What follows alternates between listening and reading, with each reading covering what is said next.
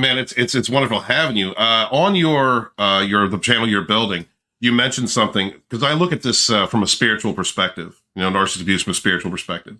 And one of the things that I have really maintained, through my experience, seeing what I've seen and feeling what I felt, is that there's a demonic aspect to these narcissistic people. There's a Luciferian feel to them. And, I see, like I was just talking about the harassment that Eric July is going through. Same networks that came after me when I was suicidal, they helped to prop up NarcX to smear campaign me. And they're incessant. There are people that live in negativity constantly. And I just can't, I cannot really differentiate when you're talking about good people. You talk about like caring, empathetic, kind people. And then you see these squaws, like just the flying monkeys themselves, who create these smear campaigns to literally assassinate someone's character just to feel good about themselves. I mean, what is your take on that from a spiritual perspective? Narcissism.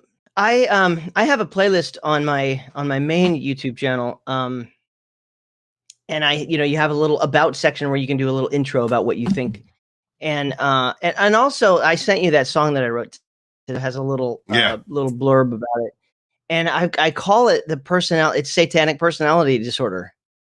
I don't know if anyone's ever said that, but it's like really obvious. It sounds on point. It's just like, who acts like this? I mean, this goes all the way back. You can find the concepts, the personality, the traits, the selfishness, the destructive attributes going. It's all throughout Genesis through Revelation. This is not something new that's the first century. This is literally started with a serpent in a garden who gaslit Eve to eat of a tree that she and her husband were told not to touch. Right. Because the first thing that the serpent says to Eve, number one, he went after the weaker of the two. He didn't go after Adam. He went after Eve. And he says, the thing he says is he says, did God really say that you're not supposed to eat of the tree of the garden? Did God really say, right? He's casting doubt, right? And then next thing you know, she's on the defensive and she has to, right? And therefore, you can just see it, and you can see it through. So there's so many stories throughout the Bible, and there's war and there's death. There's all this been bloodshed. And I mean, look at Samson and Delilah. Samson is a strong man with real hair, and he falls in love with Delilah. She's a complete narcissist. Absolutely a narcissist. Deceiving him to reveal the secret of his power, which was his long hair. God told him, don't cut your hair. As long as you have long hair, you have strength mightier than most men. And she weakens him, and he ends up telling her the secret, and she uses that to destroy him. And like, I never growing up, like as a kid in Bible, Sunday school, you don't understand these concepts until you go through it, and then you're like, oh, that's what that was. That's the same spirit. It's the same thing of like love bombing you and Jezebel spirit.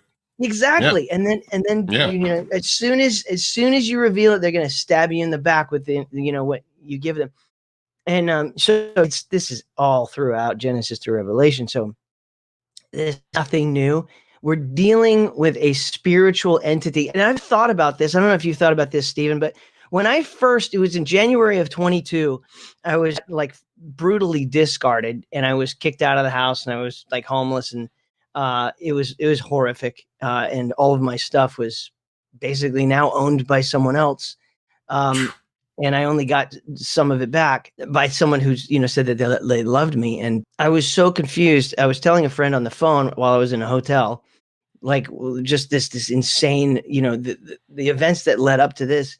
And my friend said, I'm going to send you a couple of links. Why don't maybe this is what it is. And she sent me some links to some YouTube videos by Dr. Ramani. And next thing I know, I'm going down the rabbit hole of watching these videos, and I'm like, there's a name for what I've just gone. Like, I had no idea. I thought narcissism. Me neither.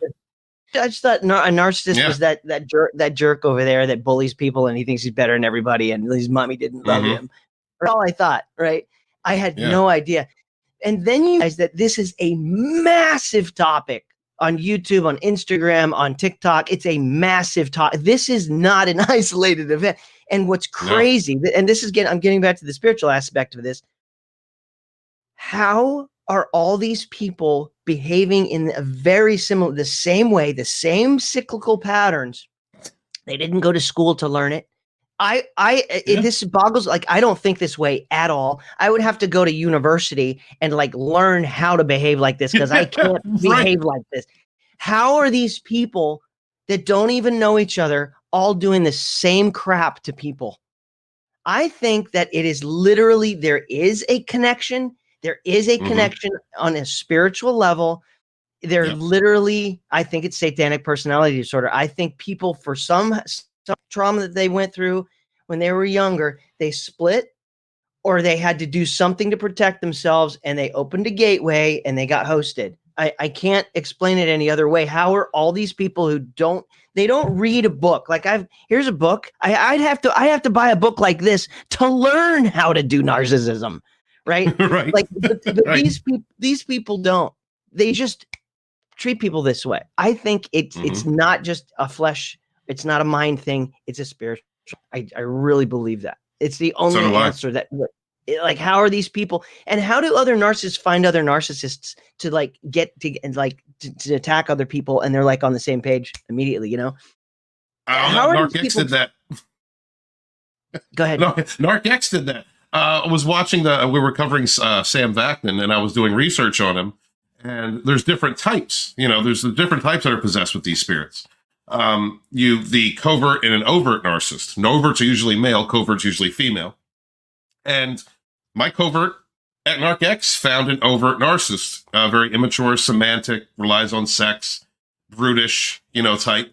And when a covert finds an overt, it's a game. So different types of narcissists, there's like a hierarchy. And the covert can prey on the overt and manipulate the overt. And the overt may not even recognize that the covert is a narcissist, is like them, but they understand they can get constant supply from the love bomb devaluation.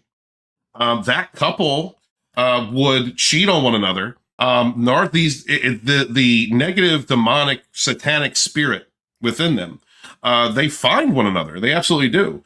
And because of the nature of their evil, not only do they compete with one another, destroy one another, because they're looking for that fuel. They're looking for the negative, positive fuel. And they love the conflict between one another. So they will destroy each other as well as destroying others. It's like a nest of energy vampires, a nest of Luciferian destructive people who live in this dark chaos of destroying others. But what they love to do is find a pure spirit. They love finding. This is why it's important for those of us who are very empathetic to understand the damages that we went through as children, if we have abandonment issues or codependency. Because if you are a very empathetic, good person, those spirits will attack you. They will gang up on you. They will destroy someone who's good because that's an offense to that demonic spirit within them. And that's kind of the angle that I've been trying to come at with Dragonstorm. Is defending yourself as a good person, as a godly person, or a spiritual person. Understanding yourself and protecting yourself from the possibility of a narcissist spreading their pain. A narcissist's goal is to spread their pain. They don't want to heal themselves. They want to inflict others with trauma and damage, like what happened with you, what happened with me. They want to turn you into them. Yeah. And so this is the problem with the trauma bond, because it is a psychic attack that is happening. Narcissistic people are very manic in how they think. They're constantly thinking of how I can hurt this person. How can I manipulate? How can I lie? How can I pare this person down? And so there's a psychic attack element to it, which is, one of the reasons why I believe it is difficult to break the trauma bond. You're having nightmares. You're being psychically attacked, spiritually attacked constantly by these people who have demonic entities housed within them. And we're coming to a time in our history where, narcissism is promoted in the West, the powers that be, the royals, people in our government, people that run our religious institutions, people that run our media, people that run our news. They are, most of them are narcissistic. You know, they're about money, they're about power and self-gratification. And so you've got this system in place that supports the idea of narcissism. You know, who gets the most clicks on TikTok, right? Is it the guy? Is it the woman who's speaking about being a good wife, or is it the host who gets more attention? Yeah, it's the drama, right? It's the nature of it. And like you said with the snake, with Adam and Eve, gaslighting, playing into the insecurity.